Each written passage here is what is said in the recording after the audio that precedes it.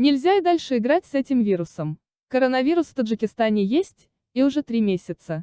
Мы уже опоздали с 2 этапами противодействия коронавирусу, а сейчас идет 3-й этап. Об этом на своей странице в Facebook написал лидер Социал-демократической партии Таджикистана Рахматилла Заиров.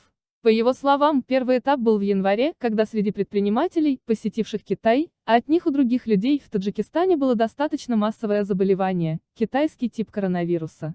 Но то, что старшее поколение таджикистанцев туризмом не увлекаются и трудовые мигранты остались в РФ, сыграло в нашу пользу, и Таджикистан миновал первый этап, пишет Заиров. Второй этап, по его словам, начался в Таджикистане с возвращением людей из хаджа и других мест после объявления пандемии.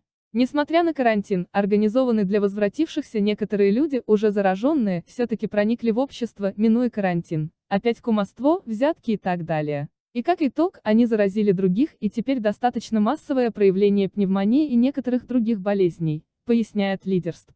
По его словам, непризнание наличия коронавируса в стране не делает чести профессионалам в сфере медицины и правительству страны. Сейчас мы находимся на новом витке. Коронавирус есть в Таджикистане. Это безусловно.